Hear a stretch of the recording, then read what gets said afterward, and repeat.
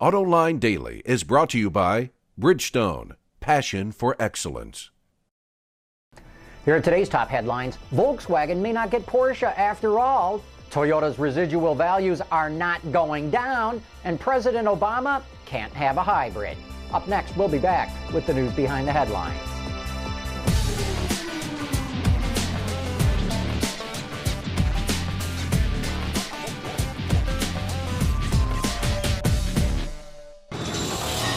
This is Autoline Daily for Thursday, April 8, 2010, and now the news. The Associated Press is reporting this morning that former Toyota executive Irv Miller sent an internal email saying the company could not hide its defect any longer and had to come clean about its problems. 5 days after that memo, Toyota issued a recall of 2.3 million Camrys and Corollas with sticky pedals. Irv Miller was the Vice President of Corporate Communications for Toyota Motor Sales USA. He recently appeared on the Autoline webcast at the Detroit Auto Show and retired from Toyota at the end of January. Auto Remarketing reports that used car sales in the American market are red hot. It cites the chief economist for Manheim as saying that cars in the $5,000 to $8,000 range are up 10%, while all other segments are up 5%. Manheim says record amounts of federal tax refunds are driving sales. And also, the residual values of all cars are up, including Toyota's. And I would add that this is going to infuriate all those people filing class action lawsuits against Toyota because they thought the residuals would go down. The saga between Porsche and Volkswagen continues. Bloomberg reports that a merger between the two may fall through because Porsche has significant tax and legal liabilities. Analysts at Sanford C. Bernstein say the merger could be delayed, or the two companies could use a procedure called put-call structure, which would allow Porsche to sell the rest of the company to VW for cash. Even the president can't always get what he wants. According to ABC News, the Secret Service denied President Obama's request that his presidential limo be a hybrid. He was denied because a hybrid would not accelerate fast enough if he needed to get away quickly for whatever reason. The car is heavily reinforced and weighs over 2 times the weight of the average car. We've already shown you some patent drawings of the upcoming Chevy Malibu, but now it looks like someone has snapped a couple of pictures of the new model. The Detroit News is running these photos of the car, which has surprisingly little camouflage on it. It's rumored that GM has pulled the Malibu program forward, with production starting as early as the summer of next year. The car is expected to be a little bit shorter than today's version, but roomier inside. And here is a wild story. According to the Miami Herald, visitors to Florida's Everglades National Park are running into trouble with some of the native wildlife.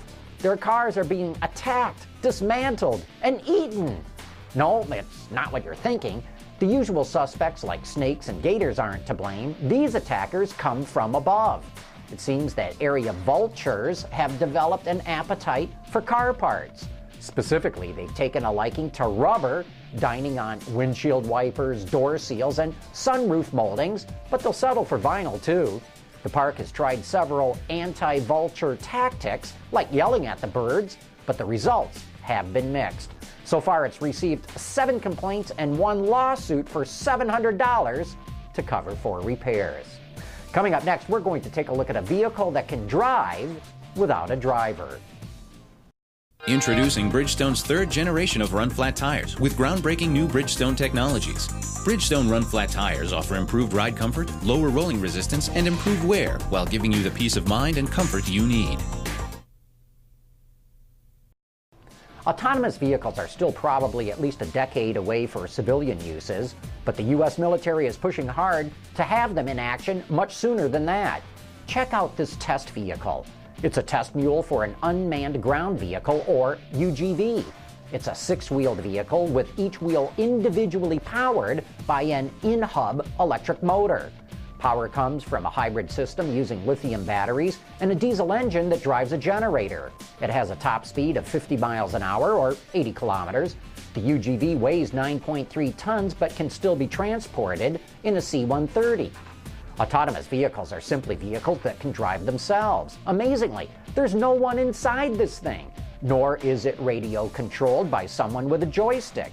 You just program in where it has to go, and it figures on its own how to get there. The military wants them because they can avoid having to put soldiers in harm's way. The UGV can traverse a ditch that's 4 feet deep, that's 1.3 meters deep. It can climb an 18-inch barrier, or half a meter. It's highly maneuverable and can literally pivot around within its own length. It can gingerly climb down a 3-foot drop. Remember, it's figuring out how to do this on its own.